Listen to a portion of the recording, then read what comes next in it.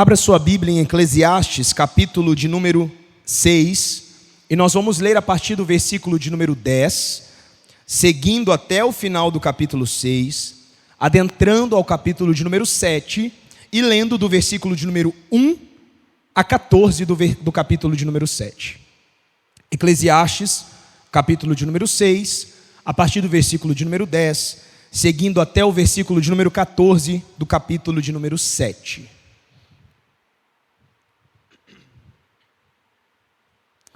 Assim diz a palavra: tudo que agora existe já recebeu um nome há muito tempo, e sabe-se o que é o ser humano e que não pode enfrentar quem é mais forte do que ele. Quando aumentam as palavras, aumenta a vaidade. Qual o proveito que se tem disso?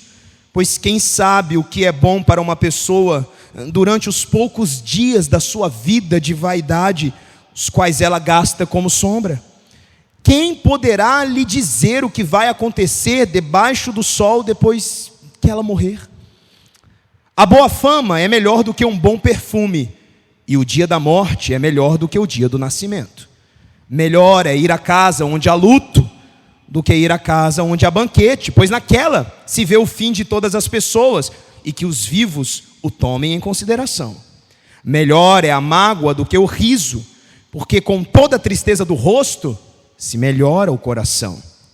O coração dos sábios está na casa do luto, mas o dos insensatos na casa da alegria. Melhor é ouvir a repreensão do sábio do que ouvir a canção dos tolos. Pois como o crepitar dos espinhos debaixo de uma panela, assim é a risada dos tolos. Também isto é vaidade. Certamente a opressão faz do sábio um tolo, e o suborno corrompe o coração. Melhor é o fim das coisas do que o seu princípio. A paciência é melhor do que a arrogância.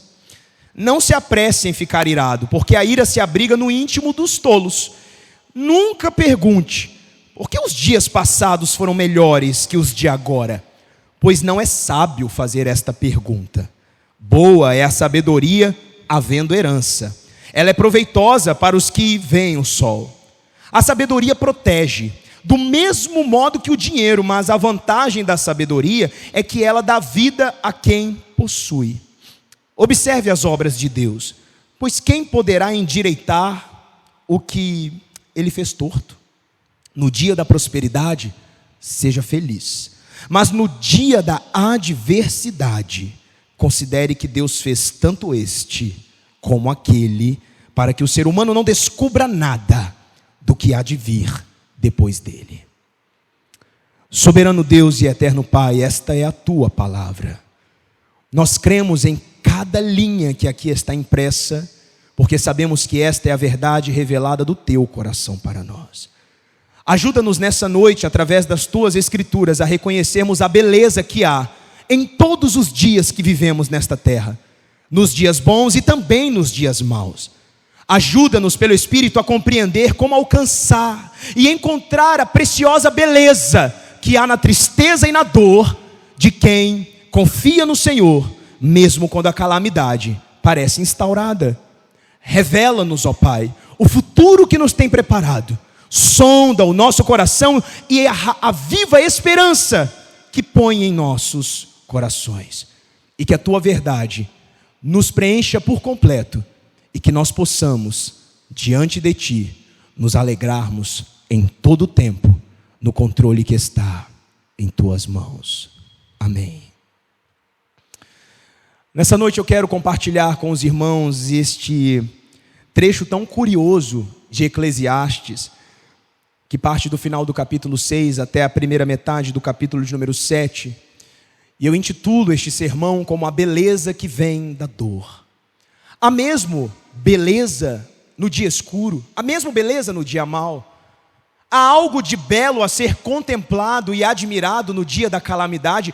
E se há beleza naqueles dias tão nublados e tenebrosos da vida e da alma, como posso encontrá-la? E como posso me emocionar diante dela de modo que aquilo me traga gratidão a Deus?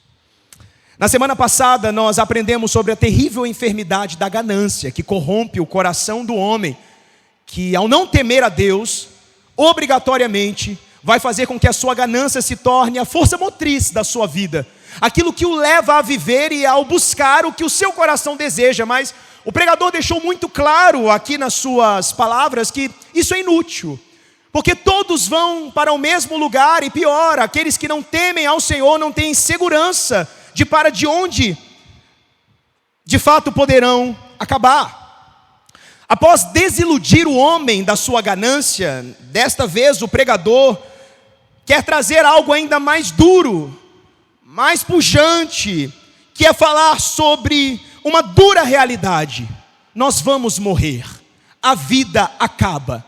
E não apenas isso, porque isso é algo que nós sabemos, mas além de sabermos que a vida acaba, e o pregador tentar trazer isso de forma tão clara e tão cristalina para nós, ele vai dizer que antes de morrermos, nós vamos sofrer.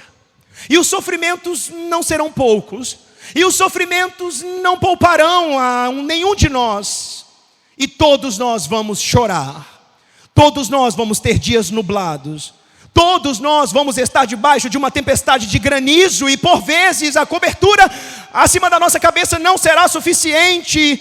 Sim, o pregador quer que nós olhemos para esta vida em que nós devemos temer a Deus, e que neste momento talvez você possa estar se perguntando: ora, mas eu já entendi que tenho que submeter a minha ganância e todos os meus desejos pessoais a Deus, agora não seria o sermão da bênção? Agora que eu submeti a minha vida e dependo de Deus, não é este o momento em que Deus vem com a sua misericórdia e me abençoa, porque tenho sido um filho fiel? E o pregador diz que não.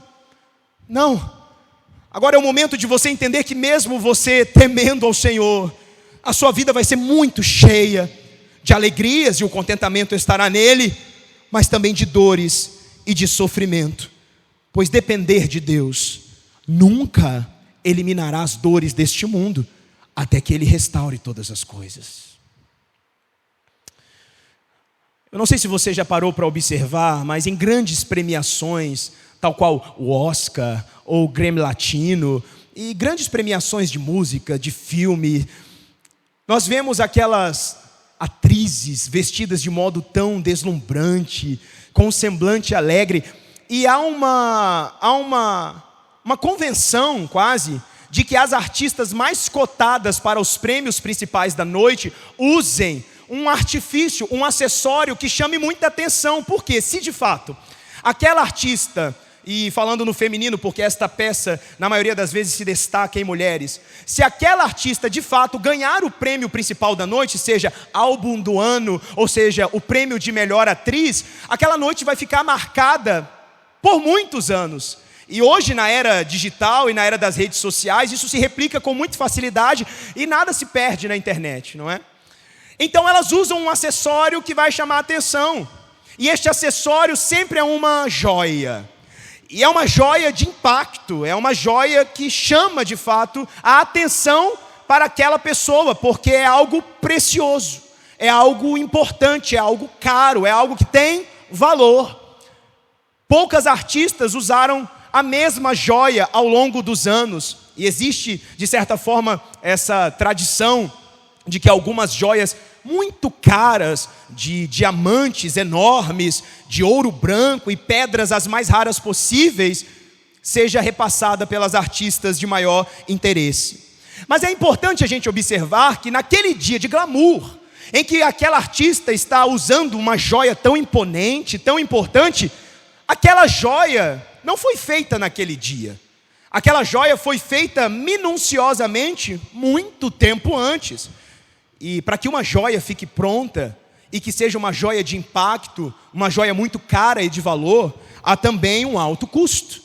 Porque para que uma joia exista, é preciso que o garimpeiro ache os metais e as pedras preciosas que vão ser usadas naquela joia, concorda? E ainda que o garimpo seja legal em algumas áreas do nosso país e sejam automatizados, nunca é fácil o trabalho no garimpo. Porque é um trabalho de busca, é um trabalho de entrar nas rochas, é um trabalho de entrar naqueles vales, é um trabalho extenuante. Ou seja, sempre é difícil encontrar pedras preciosas, ouro e metais preciosos. E depois vem a fase de preparo da joia, de polimento da joia, de desenho, de criatividade, de imaginação. Então a joia pronta, a obra completa, ela é belíssima, mas sem dor, sem sacrifício, sem extenuante trabalho para encontrar os componentes daquela joia, que quando pronta gera imponência e marca toda uma história. É impossível que essa joia sequer existisse.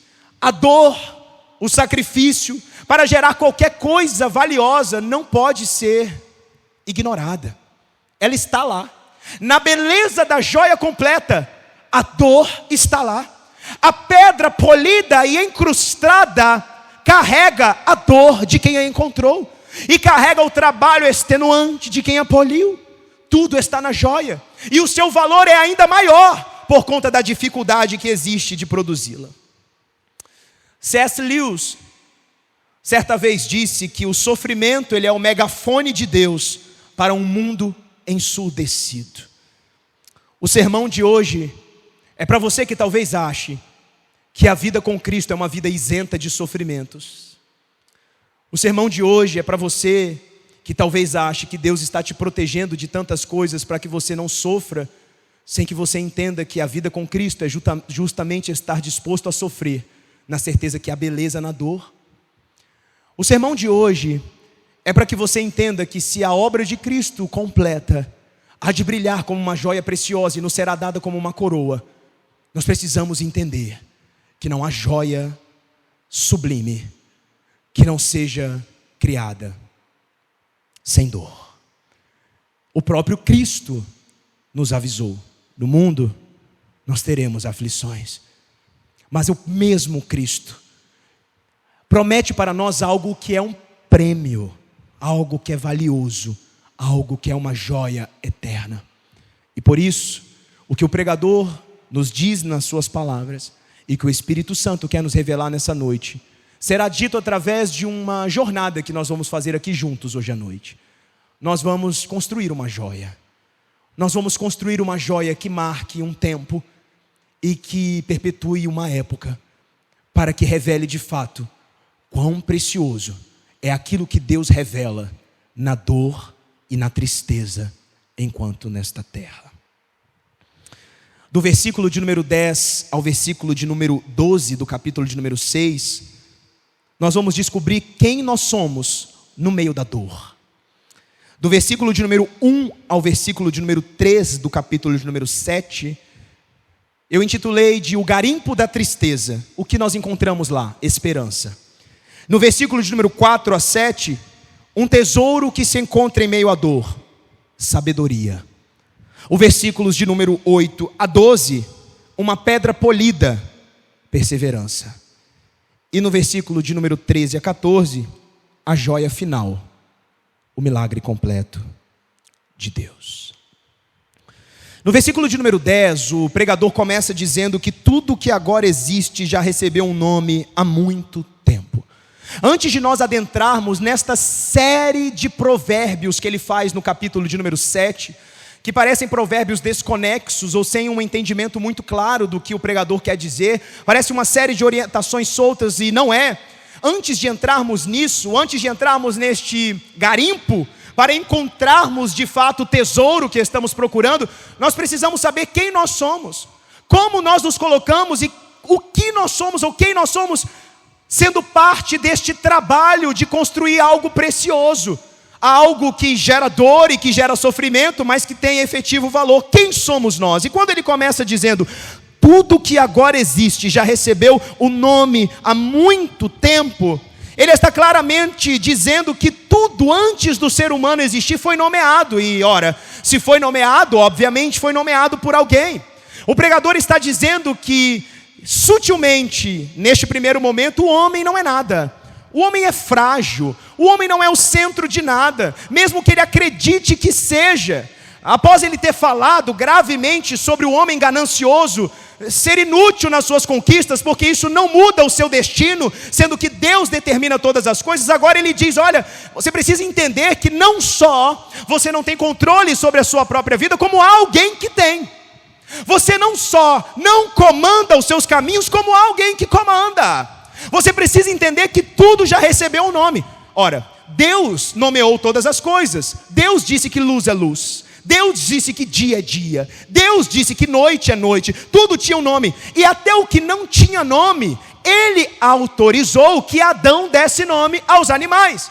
Porque Ele era aquele que, conduzindo todas as coisas, tinha o poder de nomear e de decidir como as coisas aconteceriam, porque Ele é o centro do universo e de todas as coisas. O pregador aqui está dizendo, além de você ser frágil, você é o pó da terra. Ele continua dizendo, sabe-se que o ser humano não pode enfrentar quem é mais forte do que ele. No hebraico, esse trecho diz exatamente isso, não pode enfrentar aquele que é mais forte, aquele que está acima, ou alguém que tem mais poder. E aqui ele está falando claramente de Deus, o Deus que tudo fez, o Deus que tudo nomeou, o Deus que tudo sustenta e tudo que determina.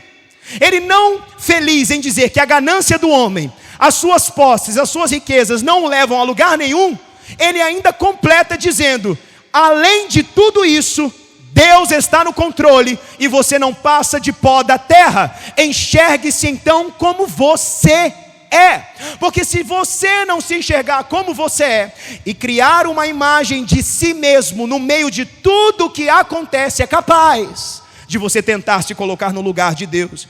E pense comigo, que coisa poderosa é nomear alguma coisa, não é mesmo? Você já parou para pensar que dar um nome para um filho é algo de extremo poder?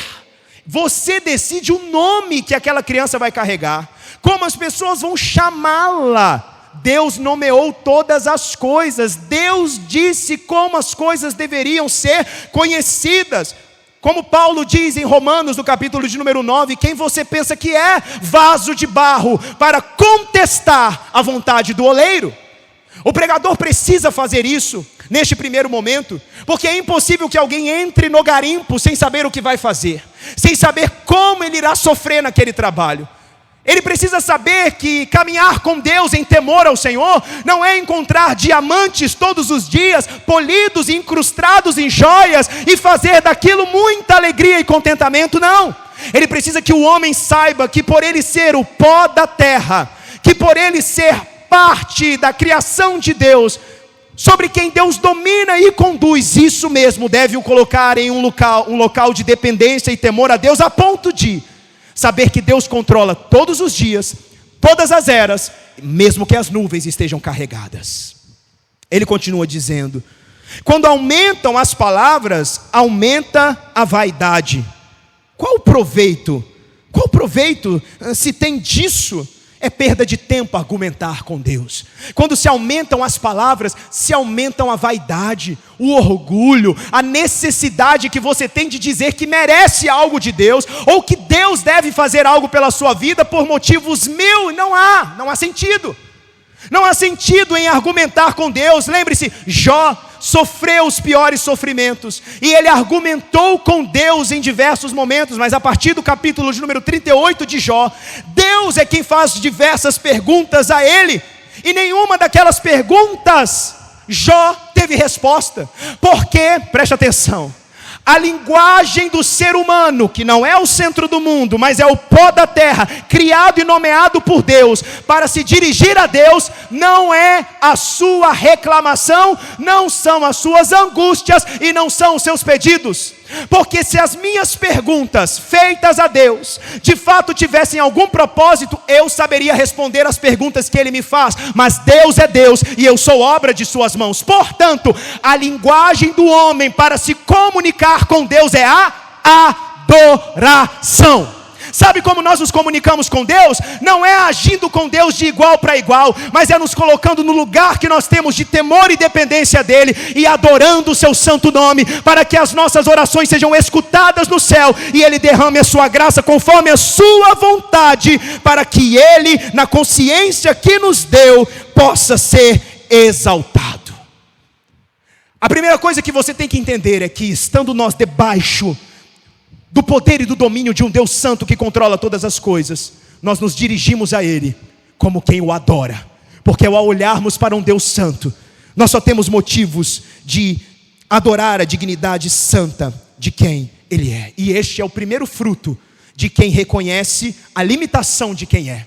Aquele que sabe que é pó da terra, que não deu nome a nada, mas que antes dele tudo já havia sido nomeado, este que conhece a si mesmo diante de Deus, ele produz um fruto no seu coração: adoração. Ele adora a Deus, ele glorifica o nome do Senhor, porque ele sabe que Deus é santo, poderoso, verdadeiro e controla todas as coisas. Por isso é dessa maneira que na dor nós podemos confiar e participar do que Ele está buscando fazer. Só atravessa as tribulações quem primeiro entende aonde está no propósito de Deus. Só persevera nas dificuldades e nas adversidades dos dias escuros quem sabe que precisa depender de Deus, que precisa confiar na sua ação, que precisa ouvir a sua voz e que precisa crer que ao ser adorado, Ele está ouvindo e colhendo o clamor da nossa alma. O pregador, portanto, aqui quer deixar muito claro que há algo a ser contemplado nas adversidades da vida, mas só vai contemplar quem antes contemplar o Senhor, e só contemplará o Senhor quem enxergar a si mesmo e a sua pequenez dependente desta graça gloriosa diante de Deus. Ele diz: pois quem sabe o que é bom para uma pessoa durante os poucos dias da sua vida de vaidade, os quais ela gasta como uma sombra? Quem poderá lhe dizer o que vai acontecer debaixo do sol depois que ela morrer? A vida é curta. Nós sabemos que a vida é rápida. Para alguns é tão rápida que eles nem chegam a nascer ou ver a luz do dia. Mas até para aqueles que vivem 80 anos, 90, 100, ela é passageira. Ela é muito rápida. E quando ele diz aqui, quem sabe o que é bom para uma pessoa durante os poucos dias da sua vida de vaidade, os quais ela gasta como uma sombra, ele está dizendo: ei, não ouça conselho de quem não tem esperança e não teme a Deus, porque essa pessoa não sabe para onde ela está indo. Não ouça conselhos de quem não glorifica o nome de Deus, porque a esperança dessa pessoa não é a mesma esperança que a sua. Ela está sendo afugentada pela dor e pela adversidade, mas você será forjado na aflição, se você confiar que Deus está te protegendo em toda e qualquer situação. Aleluia. Dessa maneira, a nossa vida, e neste termo que o pregador quer dizer, que as nossas vidas são gastas como sombra, nesse sentido, é como a sombra de um pássaro voando. Não é nem como uma sombra parada, que espera que o sol faça todo o seu processo ao longo do dia. É como a sombra de um passarinho que passou. Ela é rápida, ela é fugaz e não gera marca nenhuma na terra. Ela não gera impacto nenhum sobre esta terra. Ora, se nós somos tão fugazes, tão dependentes e devemos temer a Deus, então o que nós devemos fazer? Nós devemos argumentar, nós devemos reclamar, nós devemos nos desesperar. Nós não deveríamos então por fim desistir? Não deveria então deixar a vida nos levar, se não há nada que nós possamos fazer? E se minha vida não produz impacto nenhum nesse mundo, se eu sou como uma sombra, hoje eu estou e amanhã eu não estou, eu não devo então apenas deixar o fluxo da vida me conduzir, como diria Zeca Pagodinho? Não, o milagre vem agora. É agora, no dia da adversidade, é agora, no dia da aflição, que sabendo quem sou e sabendo quem Deus é, Deus fará do dia indesejado a revelação do tesouro da sua graça. E aqui então, o pregador começa a revelar que, a despeito da nossa fragilidade existencial, a despeito das vulnerabilidades que todos nós temos e que somos, Deus continua sendo eterno. E até os dias mais terríveis estão submissos a Ele. Portanto, compreendendo isso e compreendendo quem somos, o pregador adentra então nos provérbios, que ele vai revelar neste processo de criação e confecção da joia que Deus quer nos entregar para a glória do seu próprio nome,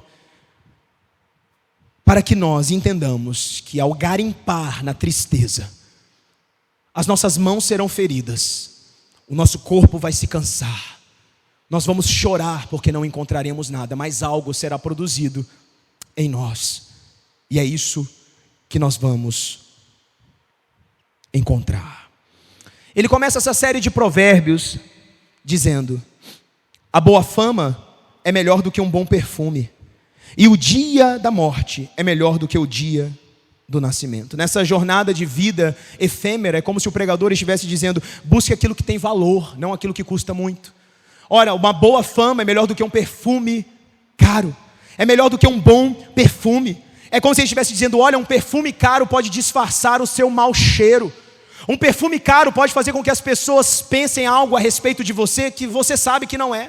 O pregador acabou de dizer quem você é: pó da terra, carente da graça de Deus, não sabe o que vai acontecer amanhã, não necessita de conselho de outros homens, alguém que depende totalmente e exclusivamente da vontade do próprio Deus, que não pode contender com Deus. Então para quê pagar caro num perfume, num disfarce, em vez de você se preocupar em alcançar boa fama, boa reputação? E quem quer buscar boa fama, em vez de comprar um perfume que o disfarce, sabe que vai ter que se expor na vida, sabe que vai ter que lutar, construir, fracassar e começar de novo, sabe que vai ter que avançar, ser destituído, ser restituído, perder tudo e começar de novo.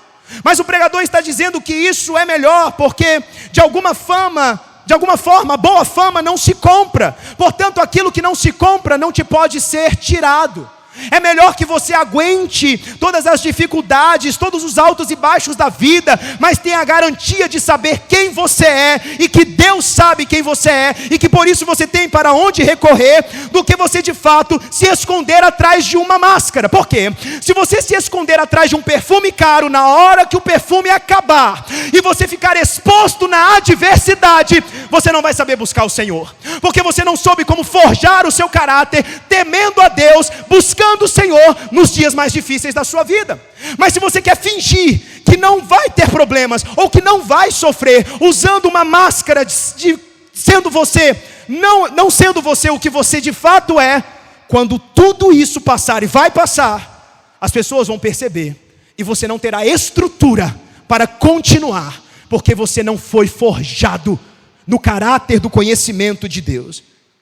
Um perfume, como ele usa aqui como ilustração, era algo muito bem valorizado pelo povo de Deus, pelo povo de Israel. Nós vemos em Esther, nós vemos em Amós, nós vemos no próprio Novo Testamento a mulher que derramou perfume caríssimo aos pés do Senhor. Então um bom perfume era algo que atraía atenções pelo preço que custava. Mas o perfume de fato se acaba, e é por isso que aquela mulher quebrou aquele perfume, porque mais precioso era a manifestação da presença de Deus, onde ali ela poderia se prostrar e confiar que, estando naquele lugar, ela estaria no lugar mais seguro. De toda forma, então, nós precisamos ter a consciência de que, por isso, nós compreenderemos que, de toda forma, buscando a boa fama, nos colocando nos caminhos da vida, debaixo de um temor de Deus, nós poderemos muitas das vezes e diversas vezes perdermos e fracassarmos, mas nunca estaremos desesperados, porque teremos de fato renovados em nosso coração uma grande esperança. E ele diz, por isso então, que o dia da morte é melhor do que o dia do nascimento. Aqui ele começa a deixar os tons mais escuros nos seus provérbios. Por que ele está dizendo isso? Ele não está dizendo necessariamente que o dia que você morrer vai ser melhor do que o dia que você nasceu. Ele está querendo dizer no sentido geral, não é a sua própria morte, mas enxergar a morte, ou seja, aquele que morre, a morte é melhor do que o nascimento. Em contraste, morrer é melhor do que nascer. Por que ele está dizendo isso? Ele está dizendo isso porque aquele que morre, de toda forma, vai deixar de sofrer. E então, deixando de sofrer, também vai deixar de ver o sofrimento. Então ele está dizendo que morrer é melhor do que nascer, num sentido de sabedoria, de sobriedade. Esse mundo é só dor e sofrimento, e este é o primeiro impacto que ele quer nos causar. Nesta vida onde nós estamos garimpando uma preciosidade para nos alegrarmos ou para nos dar um sustento, muitas das vezes nós não vamos encontrar. Nós vamos dar de cara com a morte, nós vamos dar de cara com o sofrimento das pessoas, nós vamos dar de cara com uma enfermidade que deixa uma pessoa acamada e que a faz sofrer, nós vamos dar de cara com atrocidades pela maldade do homem. Mas quando nós dermos de cara com isso, isso deve nos trazer plena sabedoria e sobriedade para saber que ao Deus que nós tememos, nele nós podemos não encontrar tesouros os quais nós buscamos, mas nós encontraremos esperança de que algo será transformado e de modo pleno à semelhança do Deus a quem eu temo, e por isso eu posso confiar. Ele explica no versículo de número 2: melhor é ir à casa onde há luto do que ir à casa onde há banquete, pois naquela se vê o fim de todas as pessoas, e que os vivos tomem em consideração. Ele está dizendo então que a morte é o melhor dia do que o nascimento, e está dizendo então que é muito melhor ir para uma casa de luto do que uma casa de festa. Ele está dizendo no sentido de que os dias de banquete e de alegria, eles acontecem na nossa vida, mas nós não podemos evitar que o dia de dor aconteça, e que quando este dia acontecer, ele seja ignorado. E o que ele está dizendo é que no dia que houver dor, no dia que houver morte, eu preciso olhar nos olhos da dor, nos olhos da morte, para que naquele garimpo onde eu estou buscando uma realidade diferente, eu me frustre em descobrir que não há uma realidade diferente. A realidade é essa: a morte vem, a dor nos atinge, a perda nos alcança, mas há uma realidade que será transformada se nós temermos ao Senhor, e é a esperança da glória resolutiva de Deus, em que nós nos apegamos, que nos garante que neste choro, cada lágrima conta para o Senhor, se nós confiarmos e continuarmos crendo nele. Pois eu consigo então, na casa do luto, refletir sobre a minha finitude, refletir sobre o meu futuro. A tristeza, como tudo que existe no mundo, é serva de Deus. A tristeza serve ao Senhor para nos manter esperançosos. Nós não podemos nos esquivar do que este mundo tem. Nós não podemos nos esquivar da maldade que neste mundo está, como se nós pudéssemos reter algo nessa vida, ou reter a nossa própria vida. Por isso, a mensagem de Cristo é vida e vida eterna. Por isso, a vitória de Cristo foi sobre a morte. Por isso, Cristo encarou o algoz da morte. Por isso, Cristo permitiu que aqueles que o seguiam chorassem e tivessem luto pela sua perda. Mas louvado seja Deus Todo-Poderoso, porque ao terceiro dia, todos os que experimentaram a sobriedade da morte puderam crer que aquele que em Cristo confiar será ressuscitado como ele foi, para a glória de Deus. Mas quando há morte nesta terra, nós contemplamos que sim, de fato, ou nós temos esperança, ou nós vamos ignorar a dor e a aflição com falsos banquetes. E ignorar a dor é impedir que nós sejamos sábios. Porque quando você ignora a dor, você pensa que você é eterno, e só pode ser feito eterno aquele que crê no Cristo que foi eternizado na ressurreição pelo Espírito de Deus.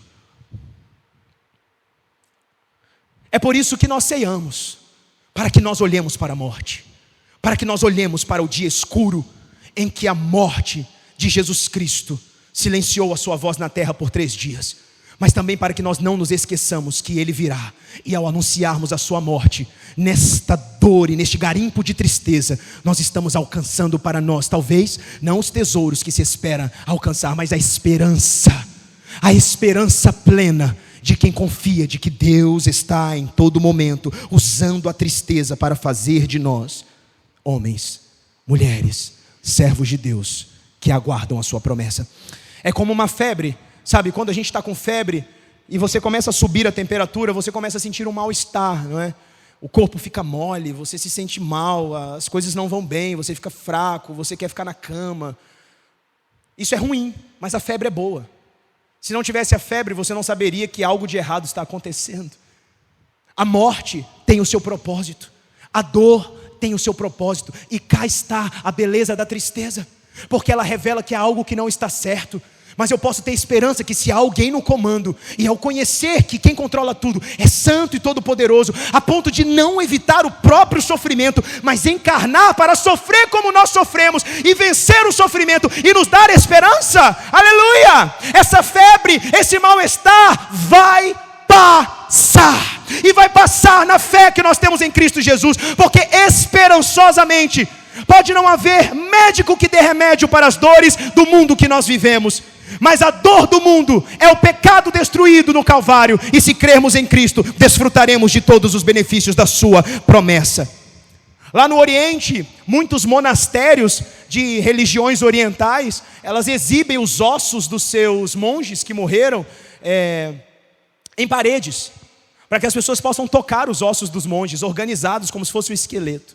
para que as pessoas experimentem a morte e não se esqueçam que elas vão morrer e que elas vão partir e que elas precisam ter uma consciência de quem são e para onde vai. Portanto, tocar a morte traz sobriedade e sabedoria para viver os nossos dias buscando aquele que tem o controle de tudo nas mãos, o Senhor. Salmo 90:12, ensina-nos a contar os nossos dias para que alcancemos um coração sábio. E ele continua dizendo, melhor é a mágoa do que o riso, porque com a tristeza do rosto se melhora o coração. A tristeza não é o estado natural do ser humano. Deus não nos criou para sermos tristes. Deus não nos criou para sofrermos. Deus não se alegra no nosso sofrimento. Deus não quer que nós soframos, mas de todo modo, neste mundo, que aguarda esperançosamente aquele dia onde as nossas dores, as nossas insatisfações serão plenamente destruídas neste mundo. Ao termos esperança eterna em Deus, nós podemos saber que a tristeza gera em quem está triste uma busca reflexiva por solução.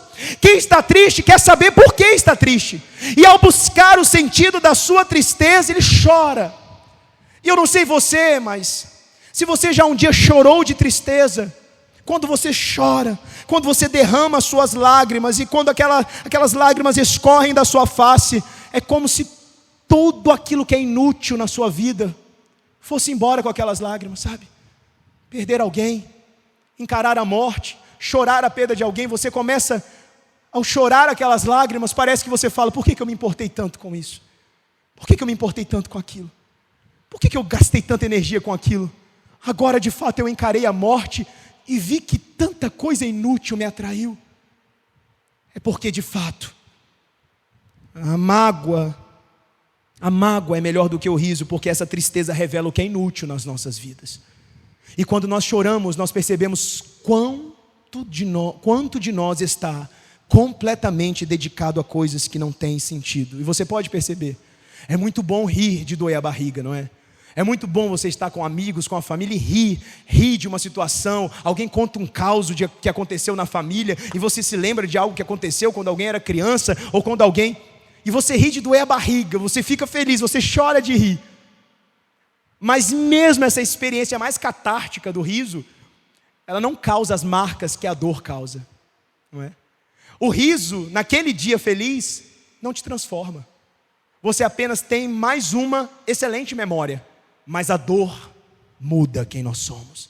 A dor leva consigo, enquanto nos fere, tudo que é inútil.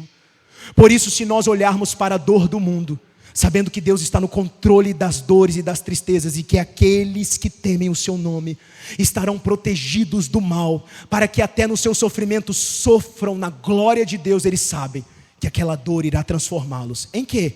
Em pessoas mais fortes, em pessoas mais resistentes, em pessoas que sofrem melhor, não apenas, mas em pessoas que continuam temendo a Deus, porque descobrem que dor e tristeza não destroem o coração de quem confia esperançosamente no Senhor. Nós somos transformados e passamos a dar mais sentido a coisas que Deus quer que nós damos, para que nós não nos percamos em nenhuma dessas coisas. Tudo aquilo que nós priorizamos passa a ser diferente. Na primeira carta de Paulo aos Coríntios, ele foi muito duro com os coríntios, porque de fato aquela igreja estava uma bagunça. Mas ele começa o capítulo de número 7 de 2 Coríntios dizendo o seguinte, no versículo de 9 a 11: eu me alegro agora, não porque vocês ficaram tristes, mas porque essa tristeza levou vocês ao arrependimento, pois vocês foram entristecidos segundo Deus, para que de nossa parte não sofressem nenhum dano. Porque a tristeza segundo Deus produz arrependimento para a salvação, que a ninguém traz pesar. Mas a tristeza do mundo produz morte. Vejam quanto cuidado produziu em vocês o fato de serem entristecidos segundo Deus. Que defesa, que indignação, que temor e que zelo. Para aquele que teme o Senhor, ele não enxerga a tristeza e a dor da vida como se Deus estivesse ferindo e querendo matá-lo ou destruí-lo, mas ele enxerga um Deus que não está desistindo daquele coração, para que ele prossiga para o alvo e naquele dia seja salvo. Deus não nos garante felicidade plena nesta terra. Ele nos garante felicidade plena pela fé em Cristo Jesus, pela esperança que foi derramada em nossos corações, compreende? Nós temos uma esperança em que um dia seremos plenamente felizes, e essa esperança é quem nos faz ser contentes até mesmo nos dias mais agudos e penetrantes da tristeza. É este contentamento e esta graça de um Deus que cuida de mim quando eu estou destruído, que me faz ter a certeza de que toda tristeza, segundo Deus, há de me produzir um aprimoramento para não desistir dos seus caminhos. Por isso, o propósito da tristeza da nossa vida, das dores, das perdas, para quem teme o Senhor, não é para que nós nos revoltemos contra Ele, mas que nós nos lembremos: Deus vai fazer de tudo para que eu não desista. E se for preciso que eu fique triste por um momento, para reavaliar tudo que tem me afastado dEle, faça, Senhor, cumpra em nós todo o teu querer, porque tu és o nosso tesouro, tu és a nossa esperança, e eu quero alcançar o dia pleno, em que viveremos em um lugar onde os nossos pecados não nos perturbarão mais, e nós seremos fielmente santos ao teu nome. O propósito de nunca nos perder para todo sempre. Lamentações 3, 32 e 33 vai dizer: ainda que ele entristeça alguém, ele terá compaixão segundo a grandeza das suas misericórdias, porque não aflige nem entristece de bom grado os filhos dos homens. O Senhor permite que nós nos entristeçamos, e nós vamos nos entristecer. Talvez você esperasse uma mensagem diferente, ou talvez este fosse o momento de você ouvir algo que fosse afagar um pouco o seu coração, mas eu não posso mentir. Deus quer que você, no final das contas, não seja uma pessoa bem-sucedida ainda que Ele possa fazer. Ele quer que você seja salvo, bem-sucedido ou não, triste, enfermo, doente, alegre, saudável, não importa. No final das contas, Deus o quer para si. Deus quer a sua vida completamente para Ele. E o que for necessário, como Ele diz lá em Oséias: porei espinhos no caminho de Israel, para que eles não se desviem de mim. Era como se Ele estivesse dizendo: eu vou colocar espinhos às margens do caminho. Você vai para um lado, você se machuca. Você vai para o outro, você se machuca. Você vai ferido e sangrando, mas você chega no centro da vontade de Deus. Você chega naquele lugar onde Deus preparou desde os tempos eternos. Deus não quer nos perder. Portanto, olhe para as tristezas da sua vida com santa expectativa. Deus está cuidando de você. Deus está cuidando de quem sofre. Deus ama o de espírito abatido, e Ele está perto daquele que tem o coração quebrantado e contrito. Deus ama o sofredor. Deus ama quem olha para a tristeza e não desiste da vida, e não questiona as coisas como quem quisesse desistir de tudo, mas quem recupera a sua força na certeza da esperança que Ele tem dado a nós por meio de Cristo. E o próprio Jesus então faz esta promessa, que não foi feita de longe, mas foi feita de perto. No momento que Ele se dispõe a sofrer, Deus não está lá no trono fazendo você sofrer e controlando as nossas vidas como marionetes. Não, Ele não está fazendo isso. Chegou o dia da plenitude dos tempos em que Ele disse: eu vou me submeter ao sofrimento do mundo, para que um dia todos aqueles que creem em mim suportem os sofrimentos deste mundo, para que nunca mais venham a sofrer quando eu vencer a morte. Mateus capítulo 5, versículo de número 4. Bem-aventurados os que choram. Jesus, bem-aventurados os que choram, porque serão consolados. Lucas 6, 21. Bem-aventurados os que têm fome, porque serão saciados. Bem-aventurados são os que vocês que agora choram, porque vocês haverão de rir. Esse mestre bendito, esse mestre santo, nosso Salvador Jesus Cristo, no monte das boas-aventuranças estava dizendo: bem-aventurados os que choram, vocês vão sorrir. Bem-aventurados os que choram, vocês vão ser consolados. Ele não apenas foi um mestre que ensinou da boca para fora, Ele sofreu. Ele viu beleza no cálice da dor. Ele bebeu o cálice da ira de Deus. Ele disse: Pai, como nós também muitas vezes pedimos na nossa dor: Pai, se possível, passa de mim este cálice. Pai, se possível, evita essa dor. Contudo, que seja feita a tua vontade, em o nome de Jesus. Olhe para as tristezas e para as dores agora, e não pense que Deus está abrindo mão de você, mas creia que Ele está te protegendo no centro da sua vontade, quer as perdas sejam ao nosso redor, quer as enfermidades e as lágrimas nos alcancem. Tenha esperança, em Cristo Jesus você será consolado, em Cristo Jesus você haverá de rir, e de rir eternamente na presença de Deus. A nossa esperança então nos torna maduros, nos torna sábios, porque nós não fugimos da dor, pelo contrário, no garimpo da tristeza nós encontramos esperança, porque assim, com esperança, nós aguardamos as promessas, não fugimos das dores, como Cristo não fugiu da cruz, mas nós caminhamos em direção a Deus, para que nenhuma tristeza nos abale na expectativa da salvação. Portanto, ao termos esperança, nós encontramos este tesouro precioso em meio à dor, que é a sabedoria. No versículo de número 4, ele volta às duas casas do versículo de número 2, lembram-se? A casa de luto e a casa de banquete. Então no versículo de número 4, ele volta a essas duas casas. Olha o que ele diz: o coração dos sábios está na casa do luto, mas o dos insensatos na casa da alegria. Aqui ele se aprofunda um pouco mais nesse sentido, porque aqui ele começa a trazer qual a sabedoria é produzida quando nós sofremos, qual tesouro que é isto, a sabedoria, é gerado no momento de dor. Quando ele se aprofunda, ele fala aqui diferentemente. Ele não fala apenas de estar na casa de luto, mas ele fala do coração dos sábios está na casa do luto. E na Bíblia você sabe muito bem que coração significa o centro da existência humana, o centro da inteligência, das volições e dos desejos do ser humano, é o coração. Então todas as vezes o coração é representado como a fonte de todas as coisas. Então quando ele diz o coração do sábio, o centro da inteligência, da vontade e do desejo está na casa do luto, ele está dizendo, portanto, que aquele que tem esperança, mas não tem sabedoria para lidar nos dias de aflição com a perseverança em Deus, ele é um tolo. Ou seja, ele pode até ser positivista, pode até esperar, não, vai passar, vai dar certo, vai acabar, este vento vai passar, eu creio, mas não tem nenhum propósito. E inclusive, essas pessoas que fazem um trabalho mental e positivista, de olhar para a tristeza como algo que ela não vê a hora de acabar, e óbvio, ninguém quer ficar sofrendo para sempre, mas se ela coloca na sua cabeça uma esperança baseada num desejo de que aquilo acabe antes de que Deus cumpra os seus propósitos, é muito provável que ela entre em desespero. Porque não adianta ter esperança sem sabedoria. Porque se você tem esperança no que Deus vai fazer por você, você precisa ter sabedoria que Ele está fazendo algo por você enquanto você sofre. E só a sabedoria é que vai permitir que nós consigamos discernir as adversidades para fortalecer a nossa esperança.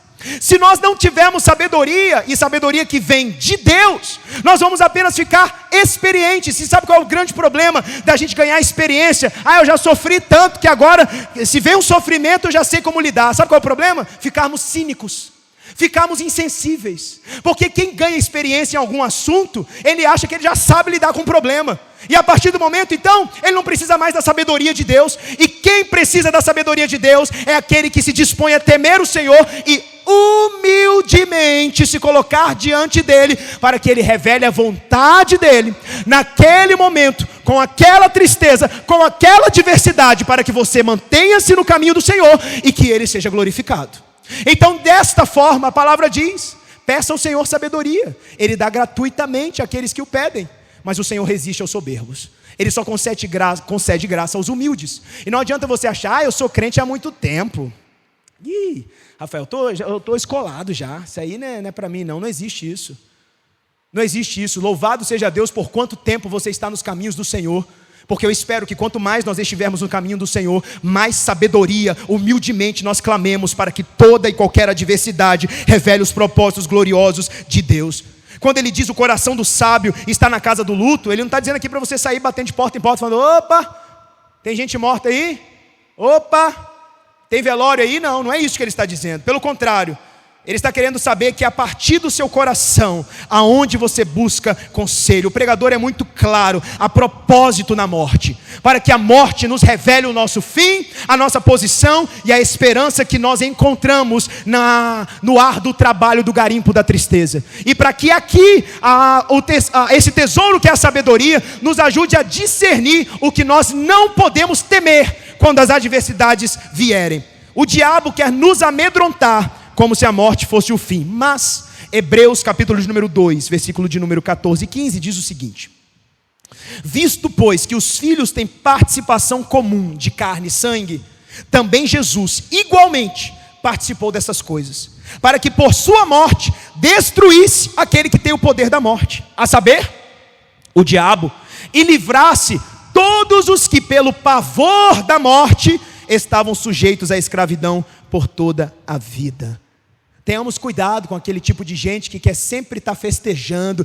Eu quero celebrar a vida, sabe? Não quero me preocupar com as coisas. É um tolo. Tolo. Não quer encarar que o mundo é mau. Não quer encarar que as pessoas sofrem. Não quer encarar as próprias dificuldades. Quer fazer da vida como se fosse um mundo de Alice. E não é um mundo de Alice.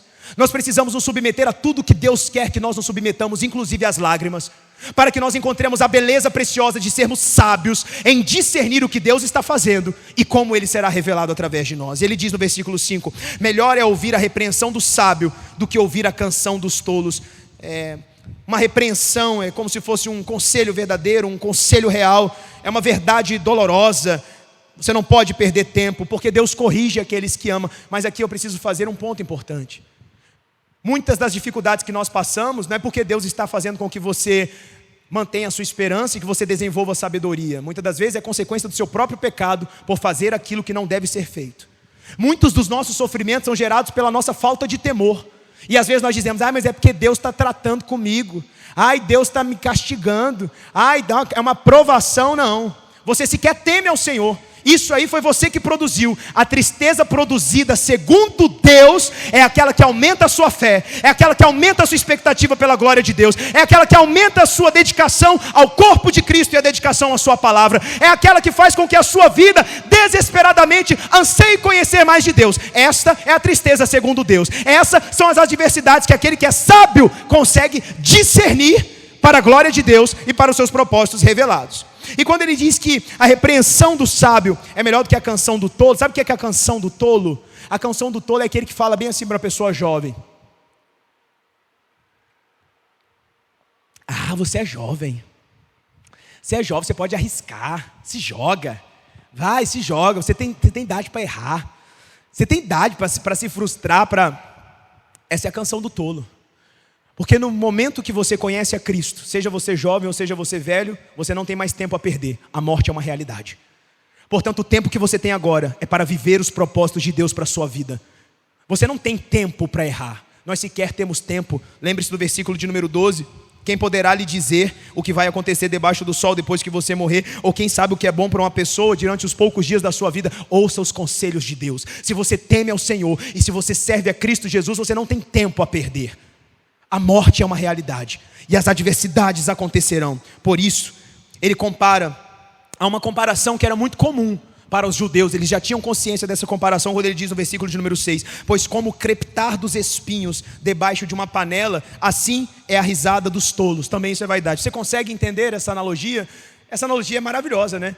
A risada dos tolos é como o crepitar de espinhos debaixo da panela. Talvez você nunca tenha visto um calhamaço de espinho pegando fogo num fogão a lenha, mas você não precisa nem ter ouvido. Você consegue imaginar o som de um calhamaço de espinho queimando debaixo de uma panela no fogão a lenha?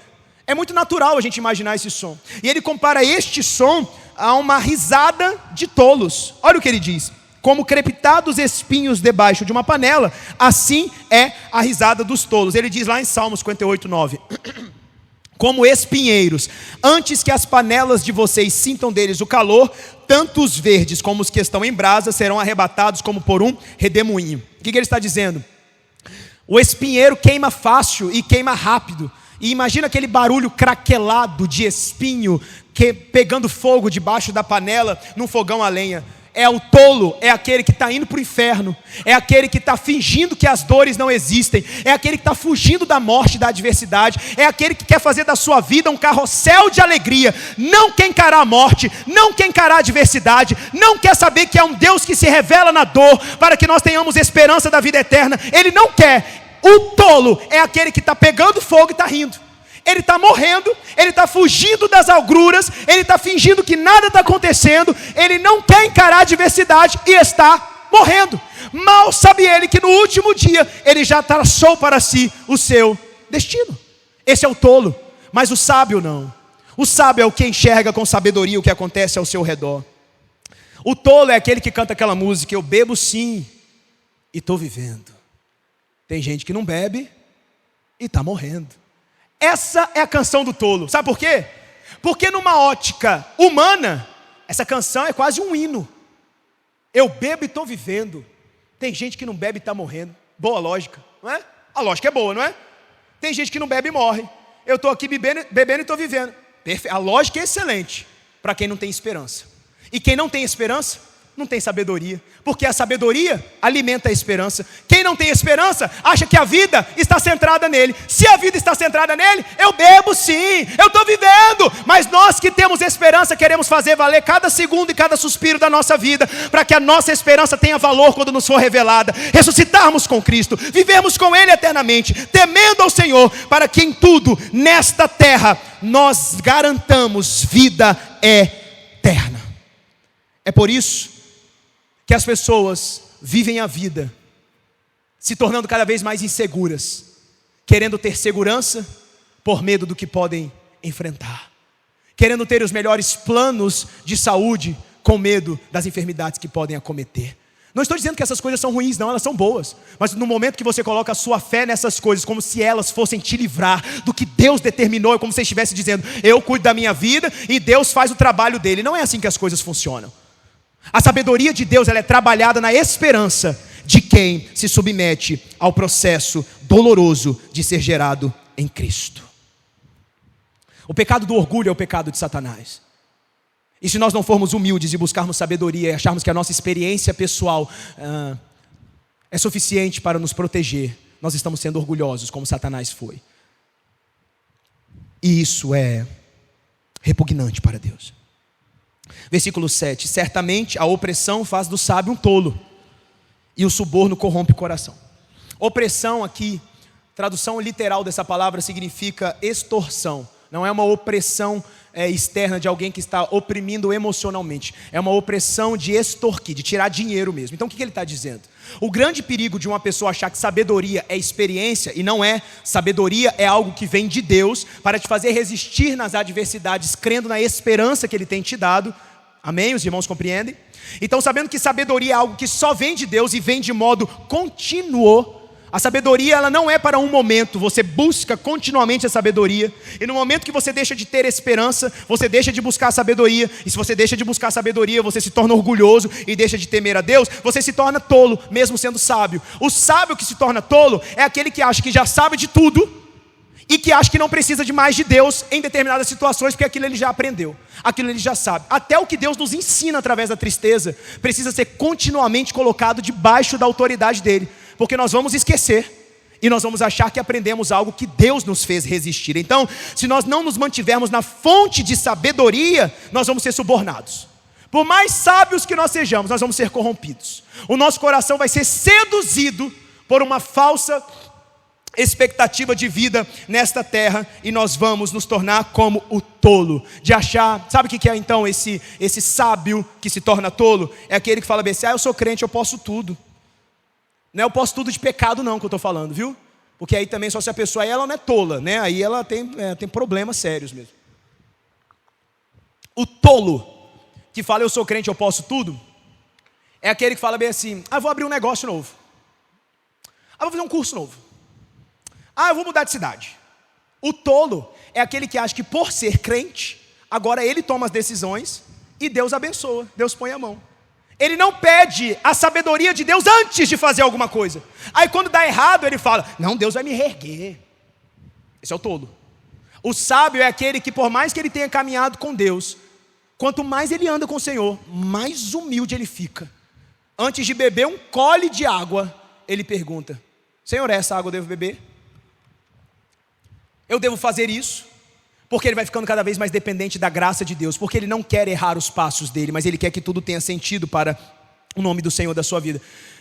Por exemplo, nós podemos ter na Bíblia um sábio que se tornou tolo, Salomão. Abra aqui o parênteses, como eu já disse para você em outras mensagens, não acredito que Salomão escreveu Eclesiastes. Mas Salomão se tornou tolo, sendo sábio. Como acabou a vida de Salomão? Perdido nos prazeres de inúmeras concubinas, adorando os deuses delas. Mas ele não era sábio? Ele era. Mas quem deu a sabedoria, o conhecimento irrestrito e a inteligência expandida de Salomão? Quem deu? Deus. No momento que Salomão começou a adorar outros deuses, a sabedoria dele virou, naquele momento, tolice. Ele poderia ter todo o conhecimento que ele adquiriu. Você pode ser experiente, você pode ter passado por experiências lindas com Deus, milagres e milagres e milagres. Você pode ter passado por diversas vitórias e diversos salvamentos de Deus na sua vida. No momento que você perder a esperança na glória de Deus, no momento que você deixar de olhar para a tristeza e para a adversidade como aquilo que molda a sua sabedoria no Senhor, no momento de você achar que sabe lidar com aquilo que só Deus controla na sua vida, você vai se tornar um tolo, e você não vai perder o seu conhecimento, a sua mente não vai ser apagada, você não vai perder as suas memórias, mas elas não terão mais poder no seu espírito, no seu coração, para fazer você discernir que é Deus que está agindo poderosamente em seu favor. Tolo. Ou nós seremos tolos, ou nós teremos esperança. Quem tem esperança quer ser sábio para não perder a fé.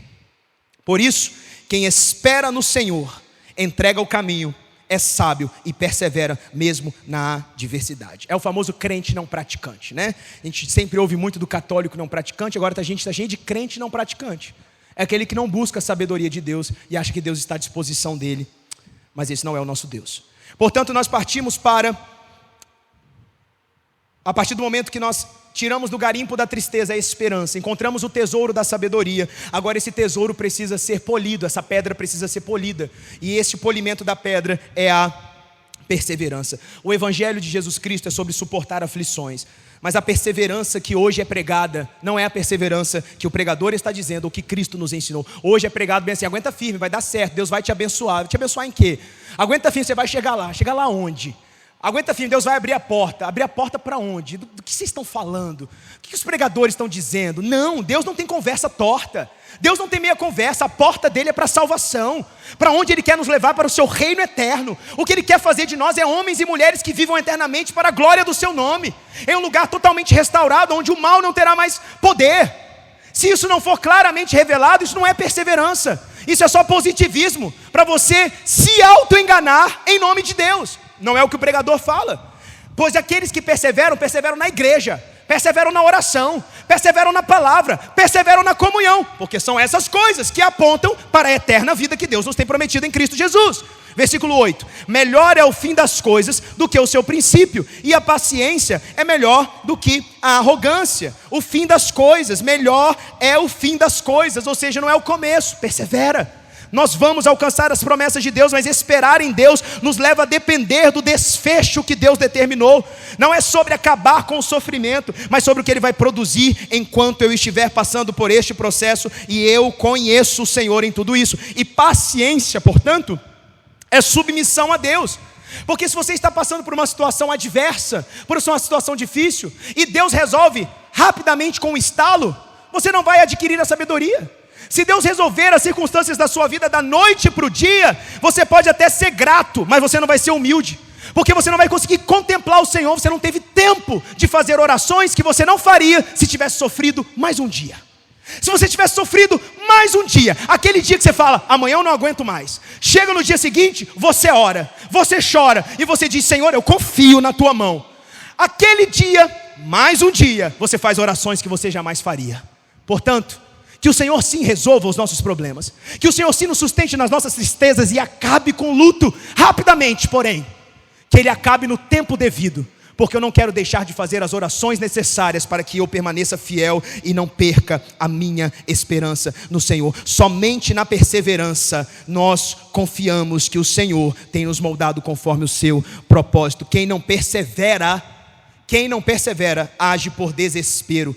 Versículo 9, não se apresse em ficar irado, porque a ira se abriga no íntimo dos tolos. Não se apresse a ficar irado, sabe por quê? Porque quem não persevera em paciência, e paciência exige submissão a Deus, Deus está no controle. Eu não aguento mais, mas eu vou esperar. Eu sei que Deus está me trabalhando, produzindo esperança e sabedoria no meu coração. Ele está polindo a sabedoria para que eu persevere. Aquele que não persevera, ele se desespera. O que se desespera por impaciência. E quem fica impaciente, você já lidou com gente impaciente do seu lado? Você tem alguém impaciente do seu lado? Seu marido é impaciente? Sua esposa é impaciente? Vocês, cuidado com as expressões que vocês estão fazendo, que eu estou vendo aqui da frente, hein? Você tem filho impaciente? Irmão impaciente? Pois é. Já lidou com o impaciente? O impaciente, ele vai ter um sentimento insuportável, que se chama ira. O impaciente vai ficar nervoso e vai começar a desestabilizar todo mundo. Você não aguenta o impaciente, que o impaciente fica com raiva, como se a raiva fosse resolver alguma coisa. Mas a ira é fruto do coração do tolo, porque o sábio tem esperança. É aquele que tem esperança, tem paciência, e o que tem paciência aguarda nas promessas de Deus. Mas o tolo não conhece a Deus, e a ira da impaciência faz com que você resolva os seus problemas sozinho. E se você resolve os seus problemas sozinhos, você não é sábio, e então você se afasta de Deus, achando que Ele está no seu coração, mas se esquece que o Senhor conhece aqueles que são dele. Você pode achar que Deus está no seu coração, mas Deus sabe quem é dele. E se você é tolo e a ira tem lugar no seu coração por causa da sua impaciência, volte 2 casas, volte 3 na verdade. Descubra quem você é. Passe pelo garimpo da tristeza, creia na esperança eterna de Cristo, tenha sabedoria, persevere na paciência do Senhor, porque o que Ele te prometeu não é uma resolução rápida e fugaz para as coisas que você precisa ou acha que precisa, mas para aquelas que Ele determinou, a nossa salvação. Esperança, sabedoria, perseverança, paciência. Paciência. A ira é o sentimento do tolo. Eu vou dizer logo, ninguém aguenta conviver com uma pessoa impaciente, ok? Versículo de número 10. Nunca pergunte, por que os dias passados foram melhores do que os de agora? E aí, meu irmão, todo mundo já falou isso, não já não? E olha que esse livro aqui foi escrito provavelmente ali no século 3 antes de Cristo. Ou até 10, mais antigo ainda. Então a gente fala, mas antigamente era melhor. Hoje está muito difícil, né? Como está difícil criar filho hoje. Vocês vão ter filho? A gente ouve isso dentro de igreja, viu? De crente falando para crente. Vocês vão ter mais filho? Nesse mundo, do jeito que o mundo está. Nunca pergunte, por que os dias passados foram melhores do que de agora? É porque não é sábio fazer essa pergunta. Ele aqui foi até carinhoso, ele está dizendo que você é tolo. Sabe por quê? De fato, hoje pode ser até mais difícil do que foi há 20 anos atrás, 30 anos atrás. Na época dos meus pais que era bom. A gente brincava na rua. Aí vem aquele saudosismo, né? Por que os dias eram melhores? Eram melhores porque o pecado está avançando. Eles já eram ruins, mas vai ficar cada vez pior. Mas então por que é tolice, se é uma verdade que os dias estão cada vez piores? Por que é tolice? Por que não é sábio fazer essa pergunta? Porque essa é a pergunta de quem está prestes a desistir de depender de Deus. Olha para o seu redor e fala, está muito difícil. Antigamente era melhor. No fundo ele está dizendo o seguinte, o tempo mudou e parece que Deus não me ouve mais. Sabe por que é tolo fazer esse tipo de pergunta? Porque realmente os dias estão piores, mas Deus permanece sendo o mesmo. Portanto, nas nossas dificuldades, nós teremos maiores aflições, mas Deus derramará a sua consolação na medida das nossas dores. Então é inútil você ficar falando, antigamente era melhor, hoje está muito difícil, louvado seja Deus, porque tamanhas são as tribulações, maiores serão as consolações. Eu mudei, o homem mudou, o homem vai morrer e ser destruído, aquele que teme ao Senhor será consolado.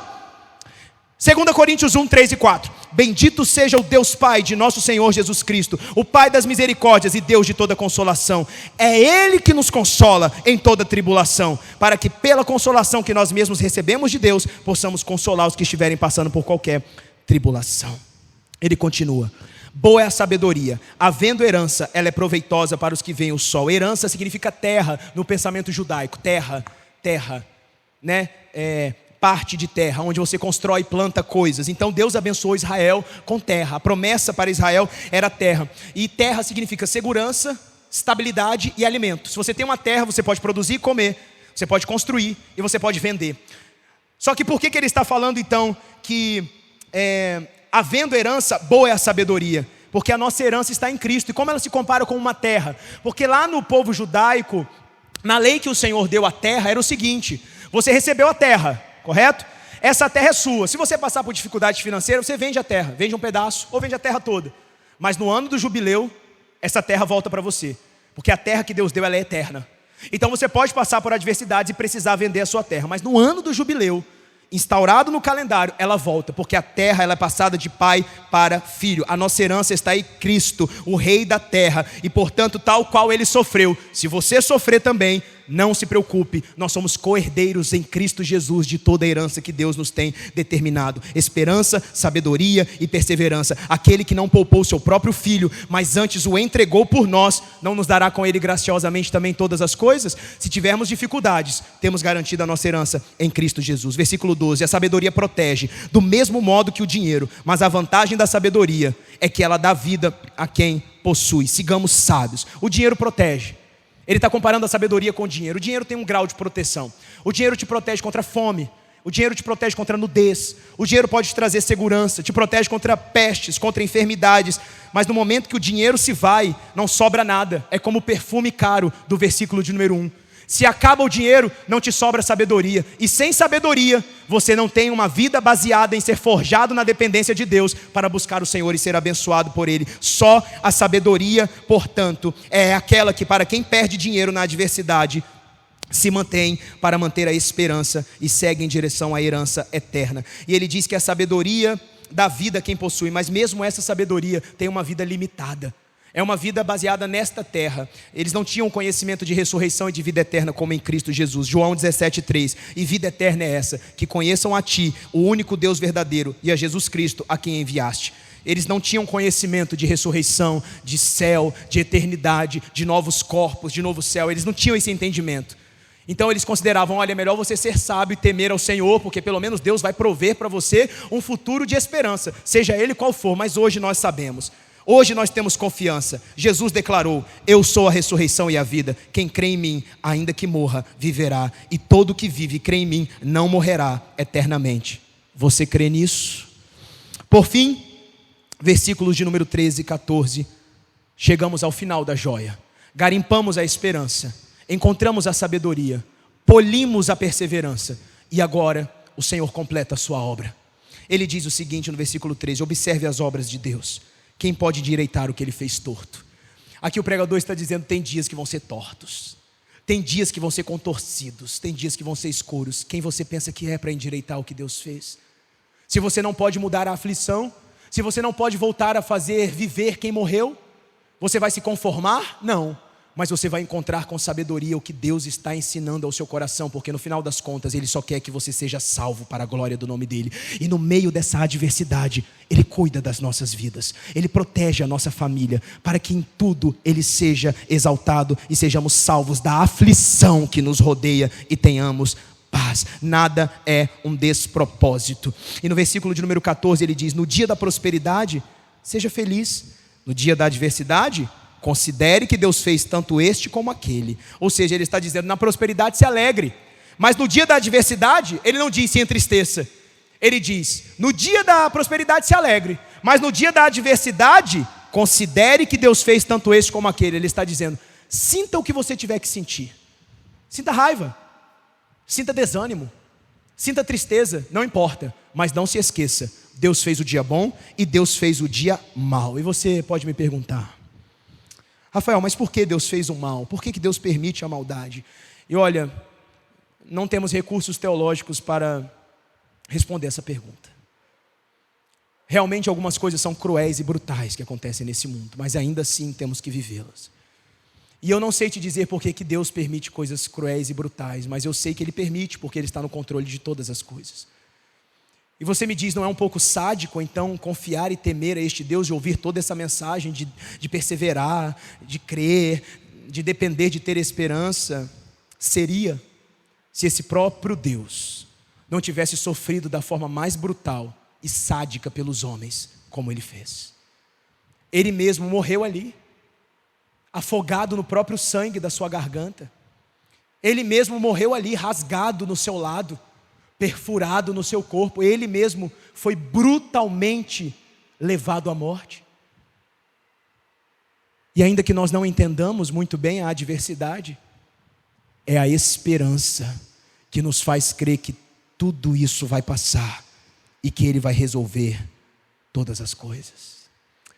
Nesse momento aqui, meu irmão, parece que nós começamos lá no final do capítulo de número 6, passamos por um vale de provérbios, de morte, de dor, de tolice, e agora no final ele fala: contemple as obras de Deus, não é? Parece que nós ficamos distantes. Eu estava lá no capítulo 6, inútil, nomeado, pó da terra, sem conselhos, e Deus está aqui no final. Mas na verdade, Ele esteve conosco em toda essa jornada de provérbios, que foi dita pelo pregador, confirmando o que está no Salmo de número 23. Ainda que eu ande pelo vale da sombra da morte, não temerei mal nenhum, porque Tu estás comigo. O Teu bordão e o Teu cajado me consolam. As nossas leves e momentâneas tribulações, momentâneas porque vão passar, estão produzindo para nós peso eterno de glória. Esses provérbios não foram um vale separando nós do Senhor, mas esses provérbios todos pelos quais nós percorremos aqui no capítulo de número 7, foram um vale em que Deus passou conosco, dizendo: eu estou com você, eu caminho ao seu lado. Como está escrito: nem olhos viram, nem ouvidos ouviram o que Deus, nem jamais penetrou no coração humano o que Deus tem preparado para aquele que os amam. Não é como o pregador diz: Deus fez tanto este como aquele para que o ser humano não descubra nada do que há de vir. Aqui Paulo vai dizer em 1 Coríntios: nem olhos viram, nem ouvidos ouviram.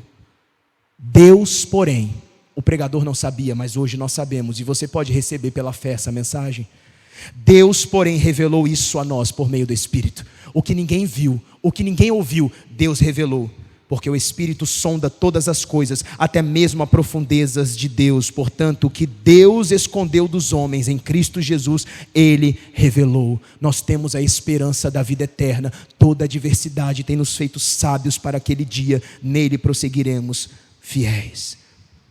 Eu não sei se você percebeu, mas nós falamos de esperança, de sabedoria e de perseverança. E tudo isso é um espelhamento de Romanos 5, de 3 a 5. Quando fala que nós fomos justificados por Cristo, ele diz: não somente isso, mas nós nos gloriamos nas tribulações, nas tristezas, sabendo que a tribulação produz perseverança. A perseverança produz sabedoria, e a sabedoria produz esperança. Ora, a esperança não nos deixa decepcionados, porque o amor de Deus é derramado em nosso coração pelo Espírito Santo que nos foi dado. Por fim, meu irmão e minha irmã, se você aceita seguir a Cristo Jesus, dias terríveis virão, dias escuros virão, dias de muitas lágrimas, incansáveis lágrimas virão, dias sem sono virão, mas uma vida eterna e viva esperança também virá. Aquele que começou a boa obra há de completá-la até o fim. A joia se completará no dia em que você receber a coroa da vida. Até lá, suportemos as aflições crendo no Senhor. O sofrimento é como um tapeceiro fazendo um tapete. Eu quero encerrar este sermão lendo para você um trecho do poema de Grant Colfax Tuller, grande compositor de hinos americano, que diz o seguinte: a minha vida é apenas uma tapeçaria entre mim e meu Senhor. Eu não escolho as cores. Ele trabalha incansavelmente. Muitas vezes ele tece tristeza, e eu, em tolo orgulho, esqueço que ele vê o lado certo e eu vejo apenas o avesso. Apenas quando o tear ficar mudo e as lançadeiras cessarem de esvoaçar, então Deus desenrolará a tela e me explicará a razão de tudo. nas habilidosas mãos do tapeceiro, os fios escuros são tão necessários para a composição que ele planejou, quanto os fios dourados e prateados. Curve a sua cabeça.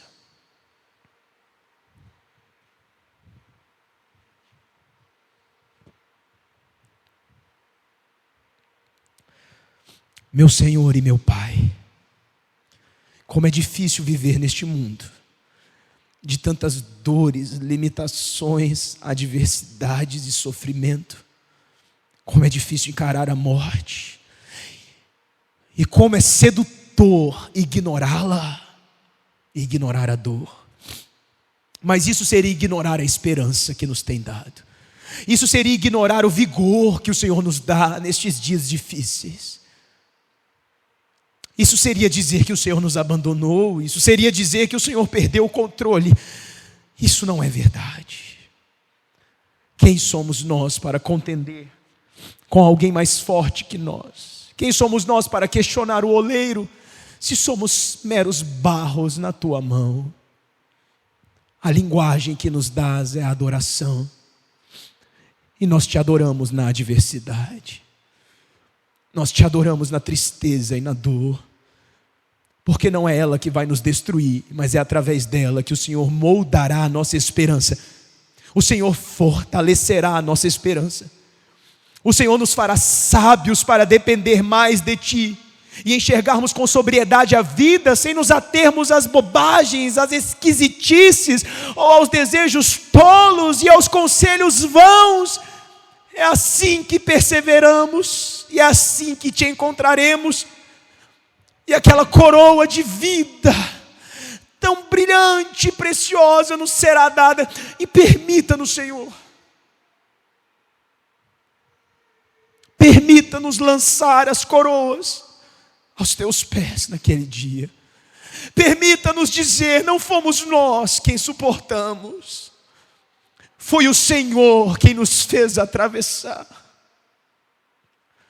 Nós encaramos a morte de uma forma diferente, porque o Senhor mesmo a venceu.